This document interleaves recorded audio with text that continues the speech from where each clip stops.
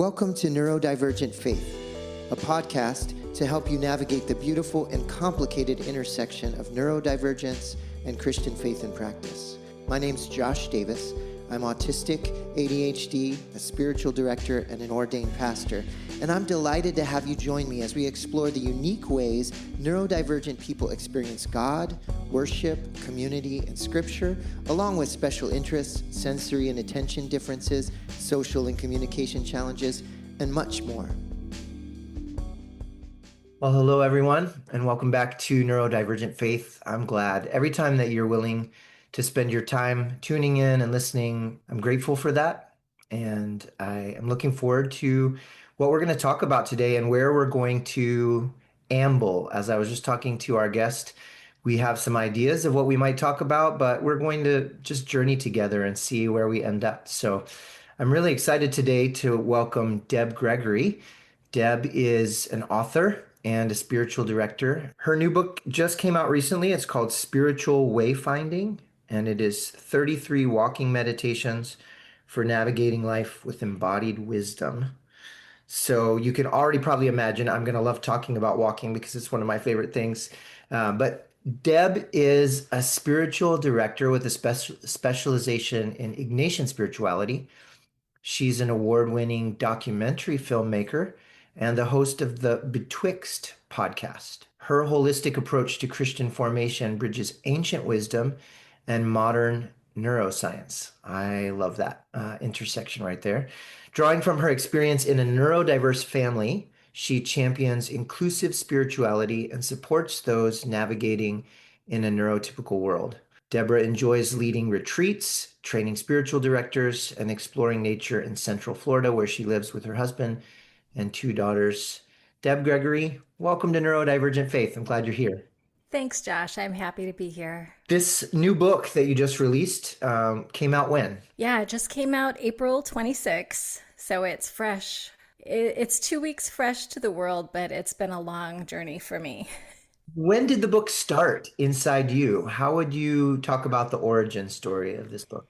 Yeah, just like a good walk, there's many stations right along the way. But I would say the origin of this book was when I broke my ankle and I couldn't walk. And it was also just a really difficult season. I had left a flourishing ministry and practice in Ohio. We had just moved to Florida. I didn't know a soul and broke my ankle. And it just kind of spiraled me into a season of desolation.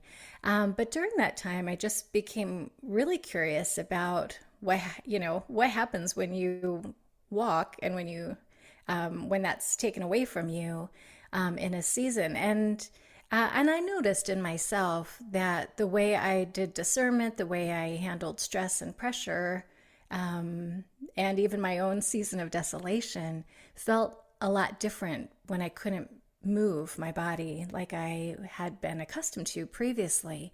So I became really curious about what is the body's role in discernment. And so that was really the origin of the book for me. So much there. So I'm assuming you did some walking. That was a regular practice before you broke your ankle? Yes. And it was one of those things that I didn't think much about. Like many people during COVID, I found myself taking daily long walks just to get out of the house and change up the scenery.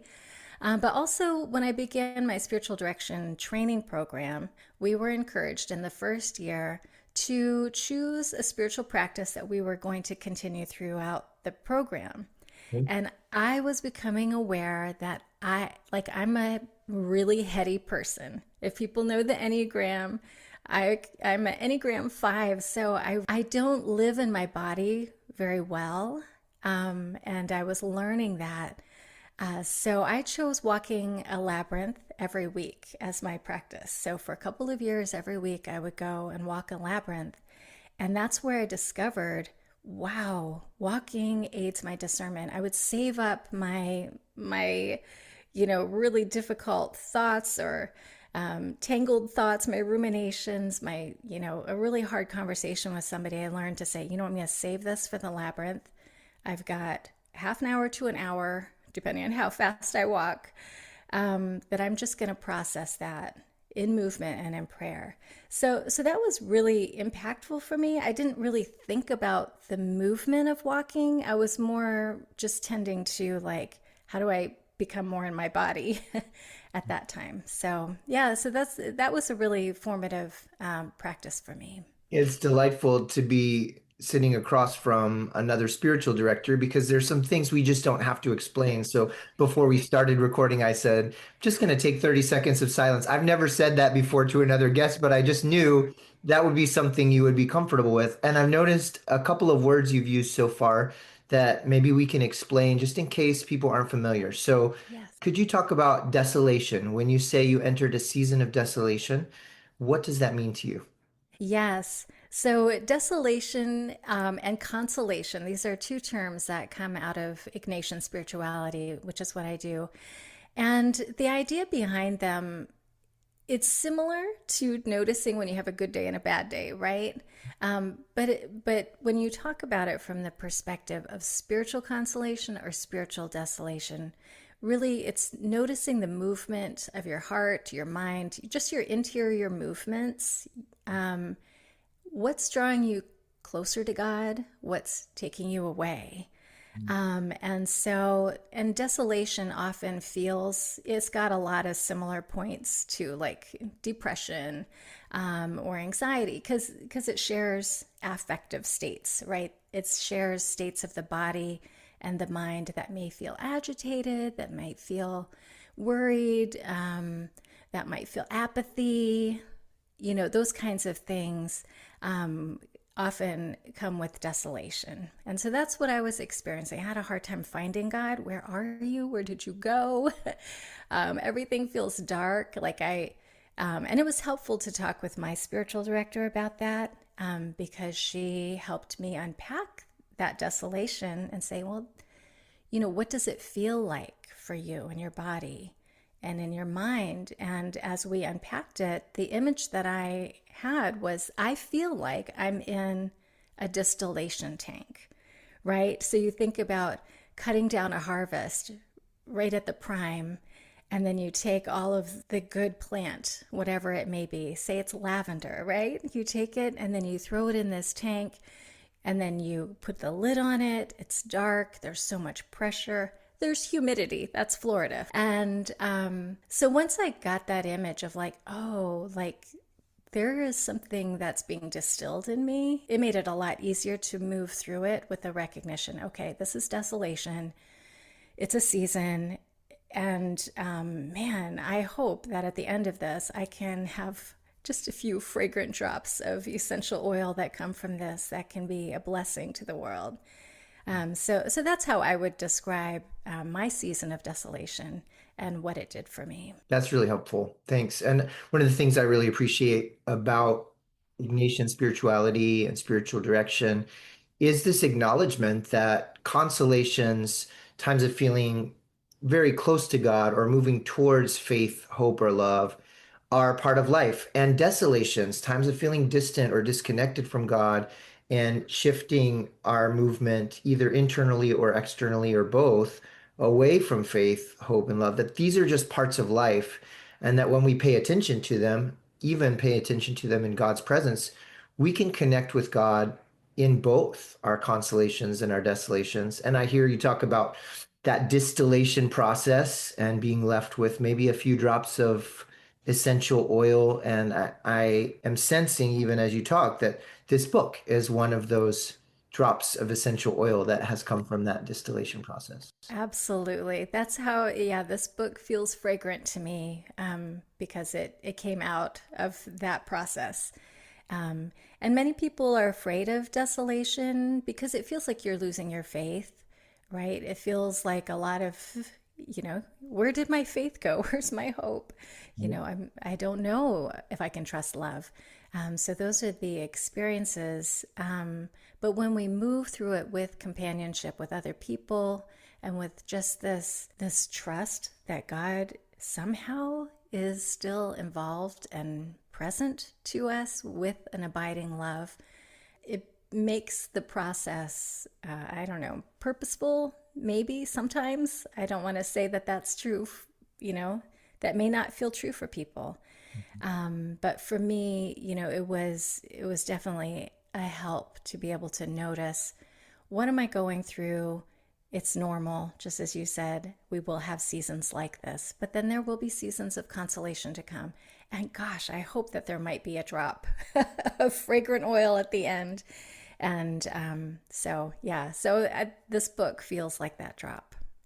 That's beautiful. One of the things we do on this podcast is every once in a while, I'll just give a short break for people to contemplate, just with about 15 seconds of music. And I just want to speak to those who are listening today that if you're in a season of desolation, maybe it's just a moment of desolation, or maybe it's a prolonged season of desolation, and you're wondering, where is God? You feel disconnected or confused, or like there's not hope there.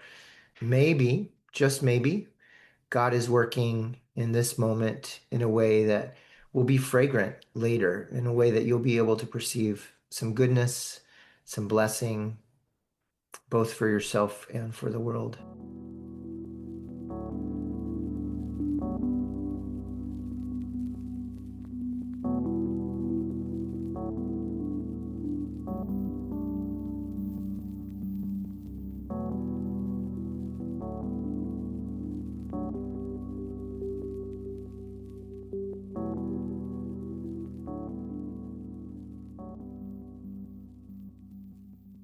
The other word that you used was labyrinth, and I am familiar with that. But for those who aren't, what are you talking about when you're talking about walking a labyrinth? Yes. So a labyrinth is just a shape, and it's a path.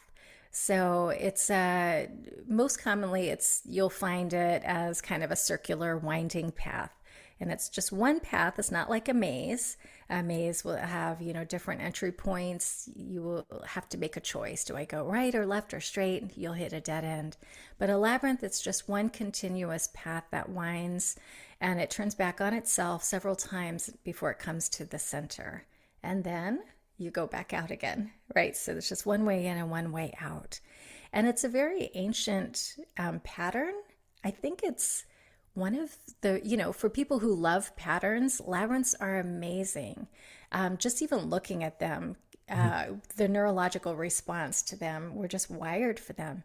And I think they're, when you look back at the historical record, this is the nerdy stuff here, you see patterns and shapes and spirals and things like that in nature. But a labyrinth is maybe one of the first human designed mimics of that, right? But there's so much human ingenuity in the way that a labyrinth is created. And it's very mathematical, but people call it sacred geometry just because it holds so much symmetry and it offers a safe place once you enter just for deep reflection. And it becomes a pathway for a lot of people to kind of mirror back their life.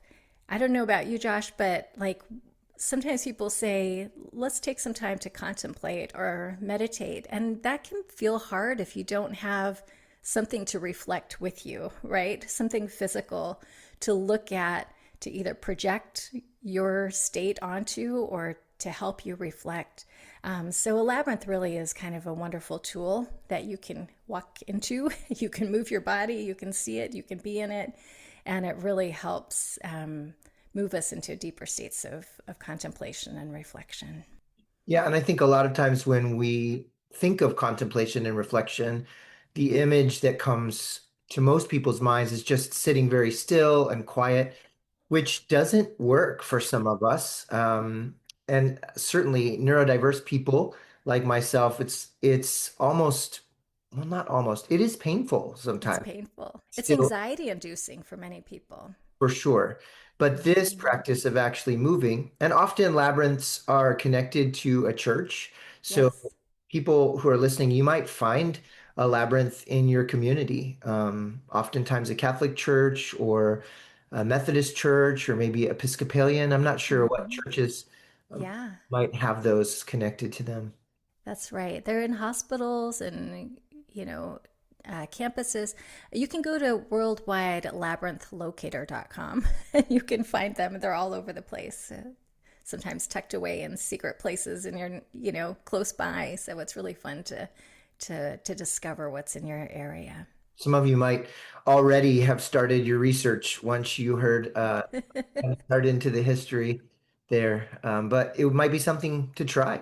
You could try it by yourself, or you could invite a friend or a family member to go walk that with you. So, in your description, your author description on your book, you talk about being part of a neurodiverse family.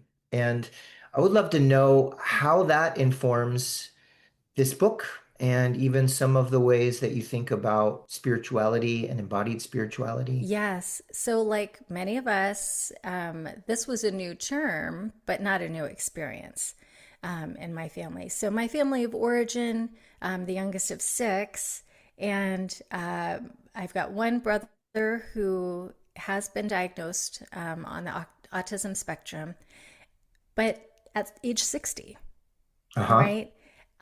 So that helped our family revisit so much of our story together, and particularly for my brother to revisit his story with a different lens. It was very helpful.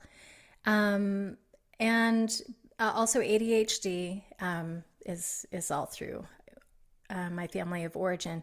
And we can also trace these things back generation by generation now that we have a lens for it. And so my daughter is neurodivergent and she's on a journey. So she's given me permission to say generally neurodivergent. But she also wants people to understand more about sensory processing as part of that journey. So I'm allowed to talk about that as well. Dyslexia also in the family. Um, so these are terms and words that we didn't have until recently, but we've had the experience. And it has shaped, I would say, in many ways, malformed our spiritual practice by the fact that we've been forced into some of these patterns and spaces that haven't felt safe or welcoming or felt seen or heard. Those classic ideas of healthy attachment, right? We talk about building healthy attachments with God and with our families and with our church families. We didn't really have that experience growing up. And in my current family, with my daughter, we also didn't really have a lens to understand her sensory experience until we started seeing behaviors. And instead of like punishing her or forcing her to, do more, to show up better or whatever, we happily had some wonderful therapists who gave us a perspective to ask a lot of questions around her sensory experience. And because of that, it led to some really hard decisions about where will we worship? Is this space forming her spiritual life in a safe and healthy way? Is it helping to foster her connection with God in a way that's a healthy attachment? Or is it making it an insecure, disordered attachment?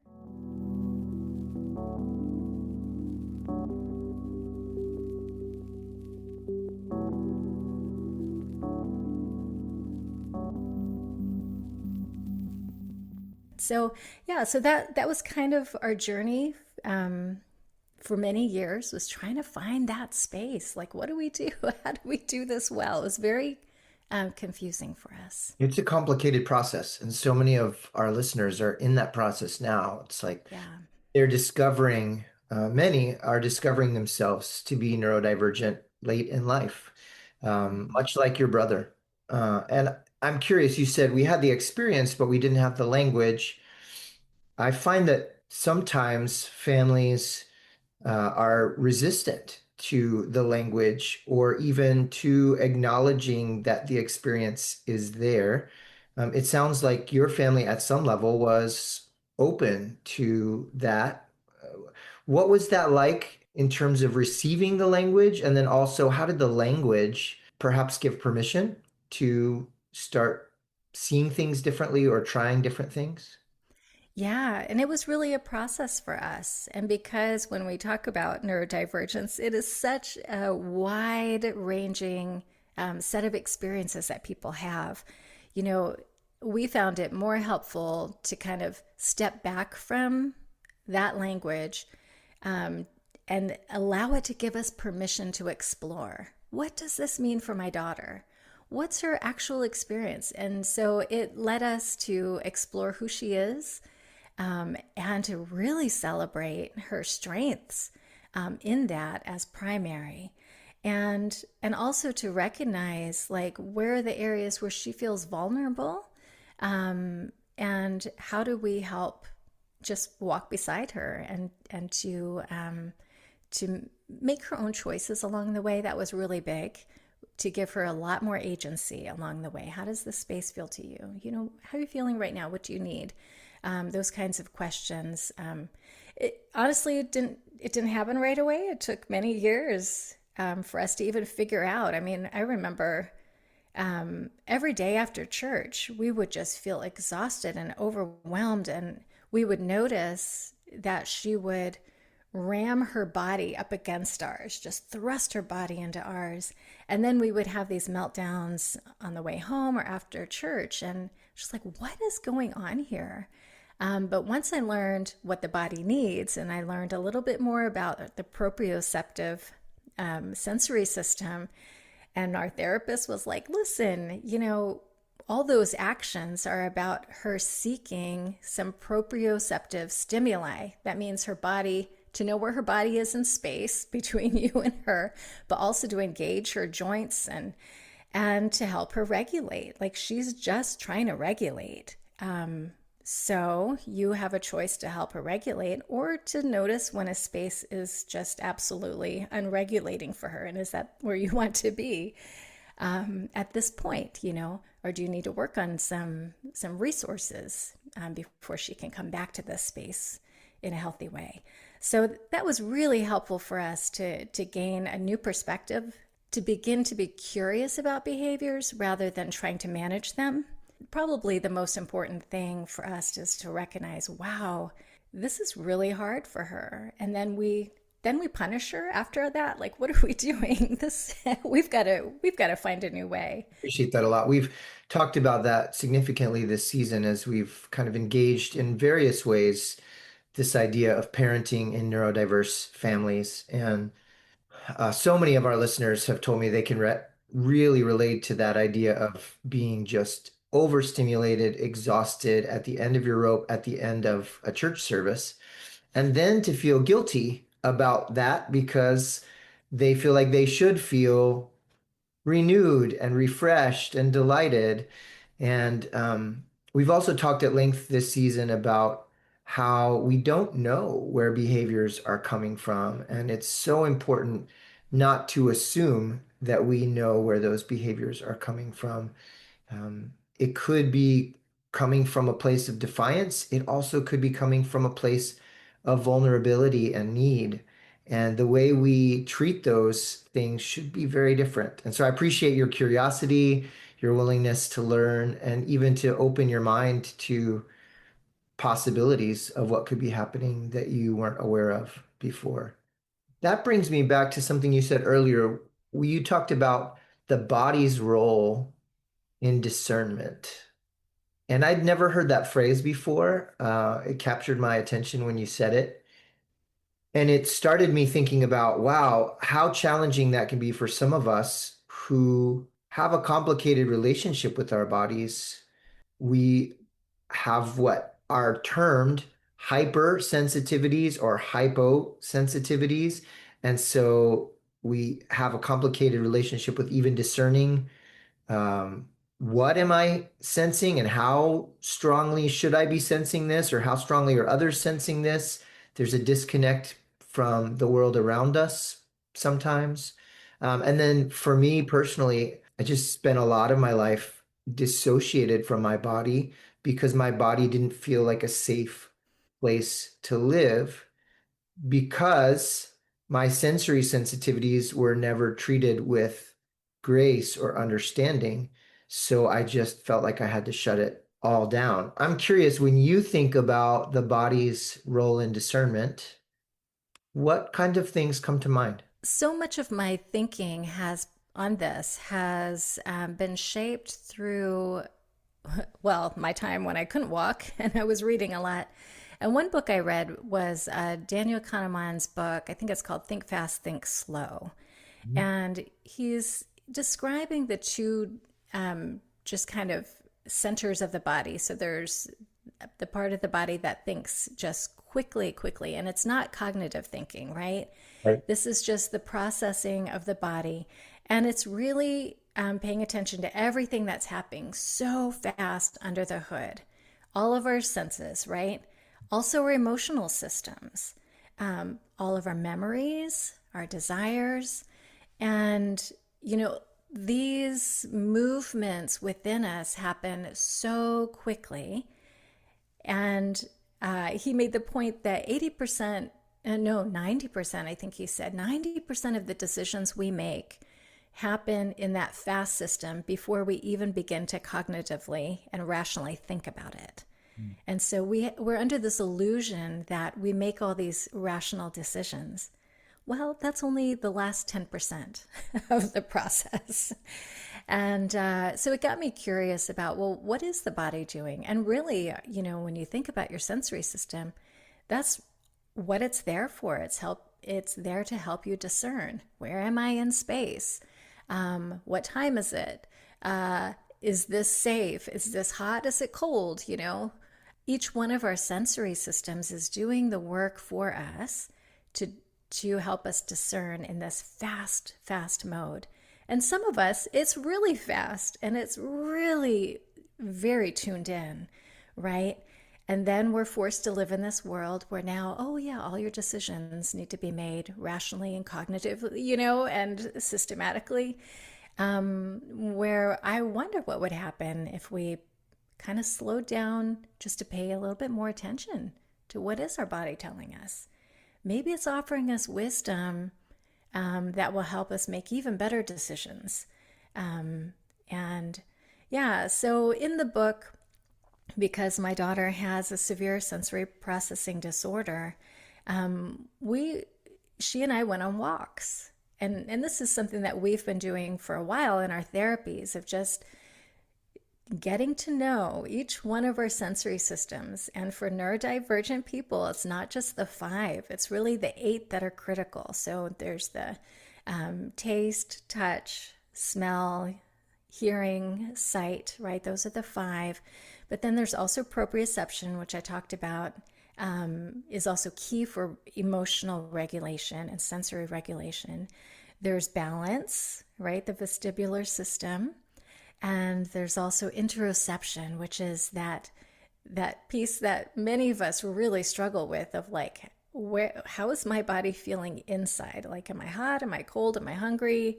Right? And that system also is closely tied with our emotional states. Right. So it's very, very helpful. And that was one that we really, really struggled with and had to work on significant therapies just to begin to start to pay better attention to that interoception system and what is it telling me. And the emotional regulation began to improve just by tending well to that system.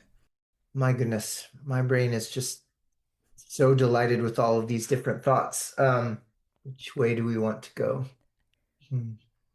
I often think about emotions and senses as being 100% accurate as to how we are experiencing the world. So emotions may not be 100% accurate as to actually what is happening in the world, but they are 100% accurate as to how we are experiencing the world. And our senses are the same. And for those of us with sensory differences or sensory processing disorder, that's very closely informing how we are perceiving the world. What feels safe? What feels scary? What is disgusting? What makes us want to move towards? What do we need more of or less of, or want more of or less of?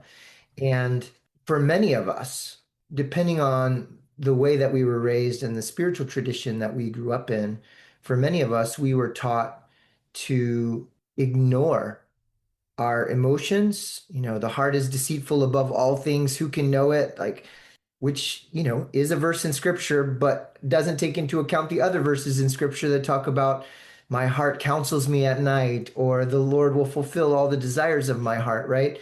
But we can grow up thinking, okay, emotions, I'm wary of them and I can't trust them. And my sense is I can't I can't trust what I'm drawn to and what I'm repelled from, because that might lead me towards sin or away from God, or all of this fear, right? And yet, if we don't pay attention to those things, we are not able to show up as ourselves in the world or in our relationship with God. And so it seems like we need to find more safe spaces where people can actually tune in and be honest about what it is they're experiencing in the world, to then be able to relate to God from an honest, sincere experience. Does that resonate with you? Oh, it resonates 100%. And especially that part about how we're trained to distrust our emotions or our senses, right? That we need to just, follow the word of God and do what's right, And, I would offer a different way of looking at it, that these are given to us by God to help us discern. And particularly the emotions, we're taught to say some are good and some are bad. Anger's bad, don't be angry, right? But the point of our emotions is to help us move forward in love. I think that's really why God gave us these emotions, to help us find a way to move forward in love. Sometimes our emotions will move us forward not in love. But if we're not paying attention to our emotions, they just move us. They're always moving us. So I think part of discernment is to recognize, how is this, say it's anger. How is anger moving me toward love right now? How can I set a resolution of love? That's one of the things I do in the book. There's a stomp walk where we're encouraged to go out and use our proprioceptive system, do some stomping, to help us regulate, but also let's make some choices about what we're going to do with this anger. What is the love that this anger is defending?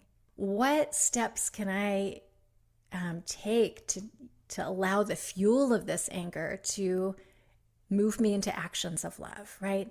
So that's a new way for a lot of people to engage with their emotions.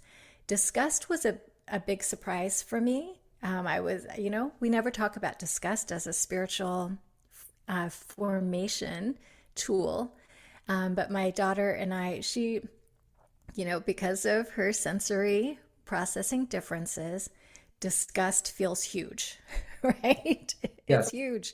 Smells, touch, sight, all of it is very big for her.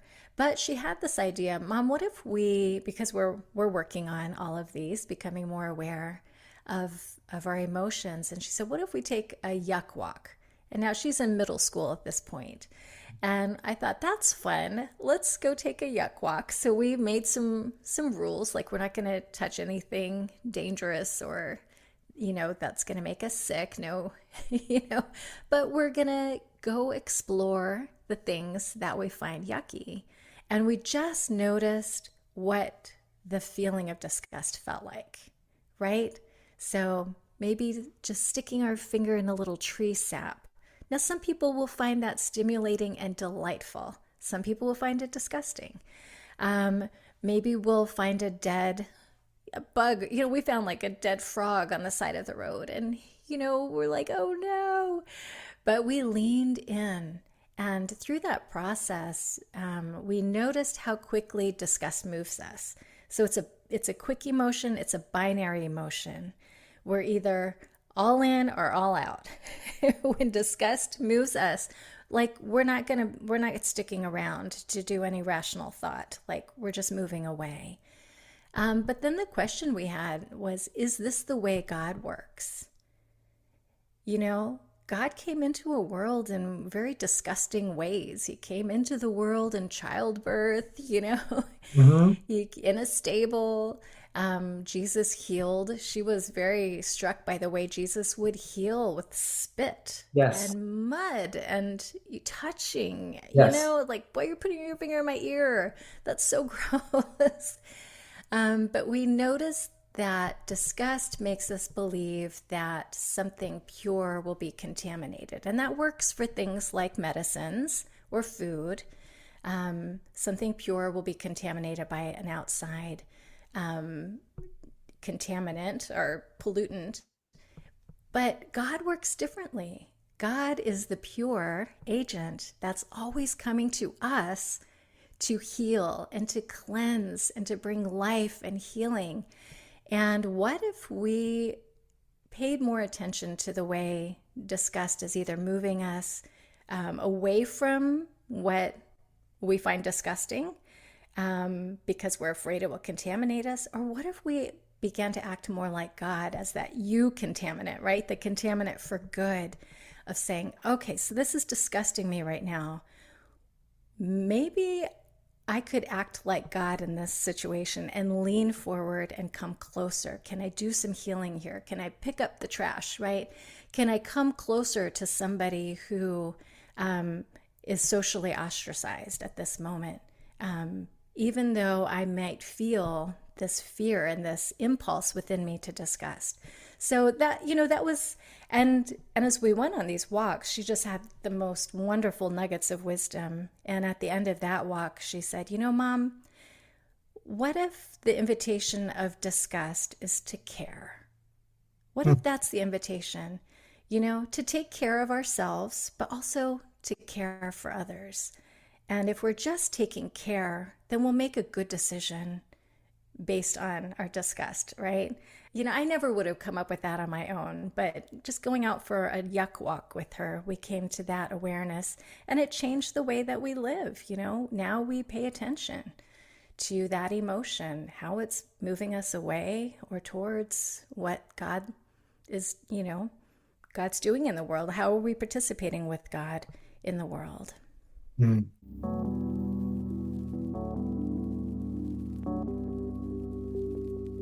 That's beautiful because there's so many emotions that we are taught to be afraid of or to not pay attention to or to get away from as quickly as possible.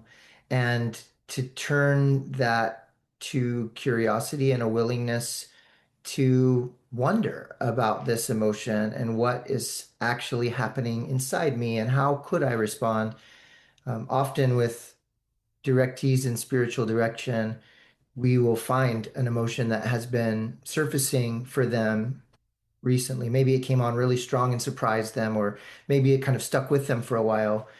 And we'll name that emotion and then bring that emotion to Jesus. And for some, imagining giving it a shape and a form and a color, and then some way of delivering that to Jesus, whether that's to hand it or to throw it or to, offer it up somehow.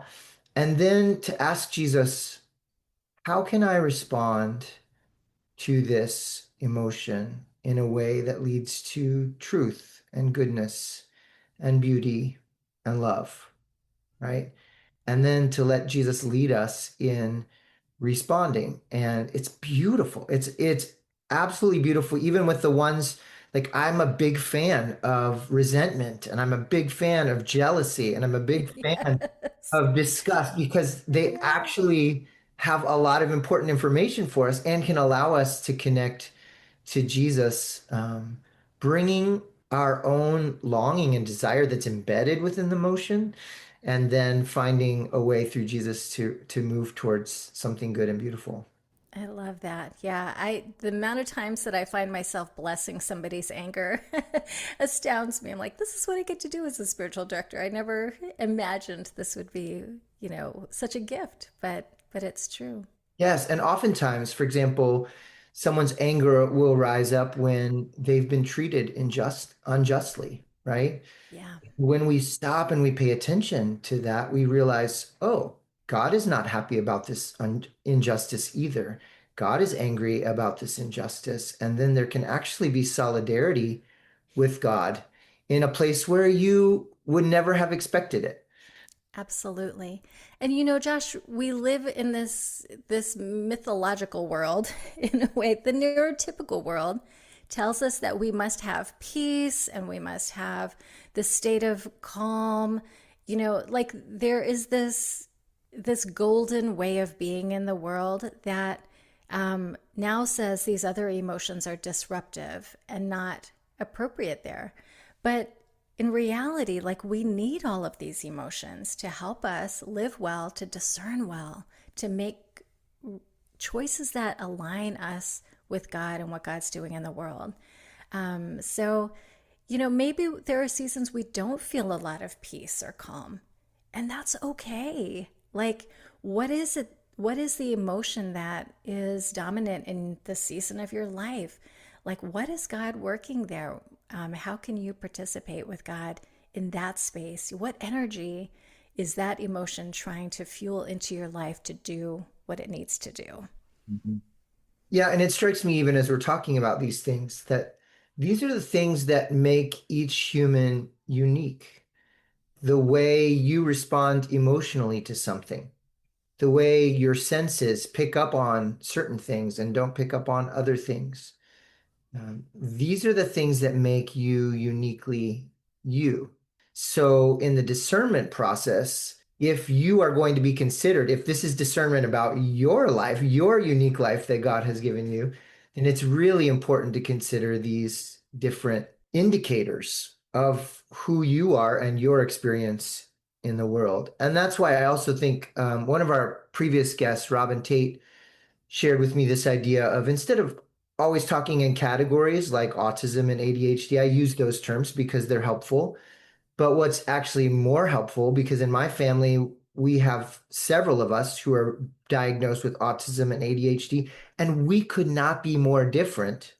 Our profiles within those categories are so different. So learning to get curious about each person's emotional profile, sensory profile, right? Yes. That's what I love about spiritual direction is because for an hour, I can just hyper focus on one person in God's presence and really get curious about their uniqueness and how they're uniquely designed to connect with God and to image God in the world. Absolutely. It's a beautiful thing, isn't it? It sure is. Yeah. Well, let's circle back to this book for a minute. I'd love to know what you hope for someone who would pick up this book. What is it you're hoping that they would be able to engage with, contemplate, experience? Yeah. So much of this book, kind of on a meta level, if I can go there, is in conversation with this pressure we feel, particularly in contemplative circles, that the contemplative life needs to circle around silence, stillness, and solitude. And these are the phrases that everyone writes about and talks about. But as you said early in this conversation, that doesn't work for everybody. And so this book offers some alternatives. So it's about movement, finding ways of movement. It's all about being together. Like I really hope people will try some of these ideas with someone else, whether it's their spiritual director, maybe it's a walking group, if that feels safe. Like, maybe Bible study is not the right environment for you, but what about like a walking group? Like, hey, you guys want to try out some walking meditations together? That may feel more appropriate for some people or more life giving. So my hope is just to offer other ways of experiencing the contemplative life of prayer in a way that meets people where they are. And the reality is, walking has been, it's just an ancient Christian practice. You look through scripture, everybody was walking, right? Yeah. Abraham walked, Jesus walked. It's a walking based spirituality. And we've lost that. And we've moved into this rational based spirituality. I asked my daughter early on in one of our walks, I said, what do you want neurotypical people to understand or to know about, your experience? And she said, Mom, I just notice how so many neurotypical people are caught up in thinking and knowing stuff about God, but they never talk about their experiences of God, Mhm. and she is much more interested in her experience of God, and cultivating that than just more thoughts. I mean, she likes the thoughts about God too, but what captivates her is her experience of God. And what she's interested in others is their experience of God. And so that was really a guiding point for me throughout the book was, what are some other ways that we can experience God just through this beautiful gift of walking? And also recognizing walking is not something that we all can do at every season of our life. I wrote this when I couldn't walk. There's also assumptions that people who use a wheelchair or a walker don't walk. Well, they do walk. They love to go for walks too. And they know how to accommodate, these things in a way that's appropriate for them. So I hope, everyone who picks up the book will just find a movement.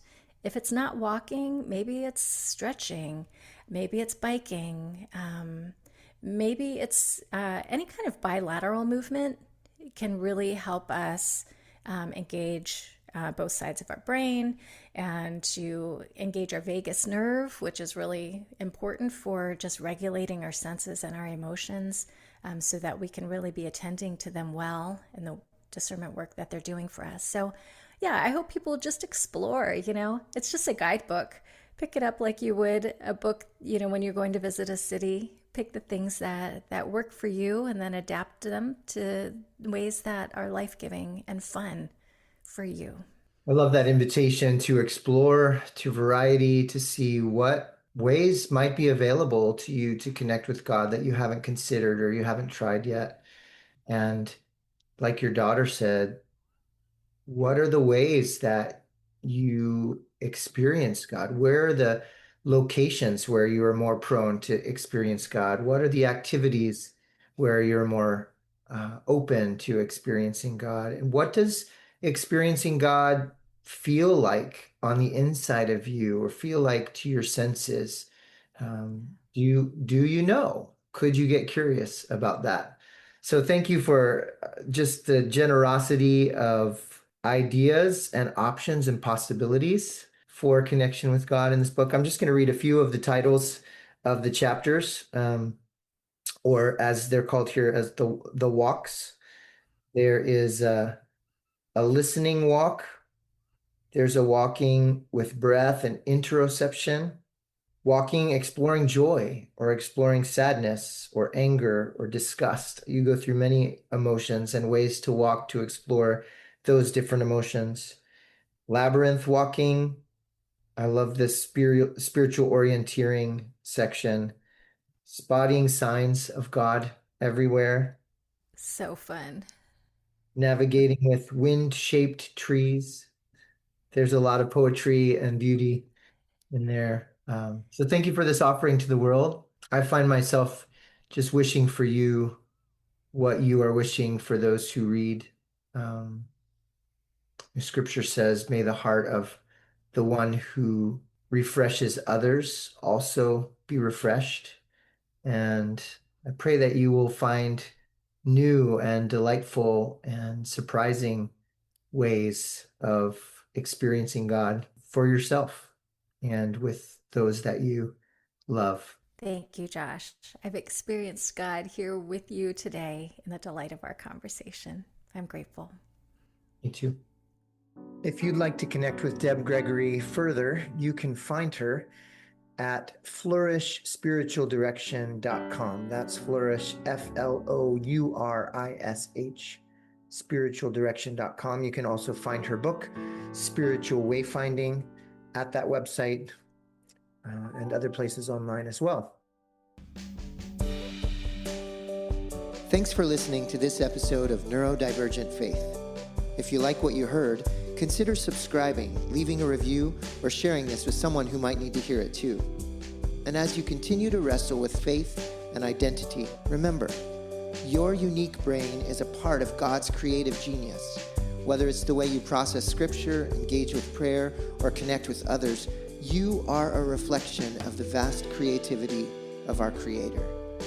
May you trust that God knows you, delights in you, and is working in you exactly as you are. And may you know that you are not walking this journey alone. See you next time.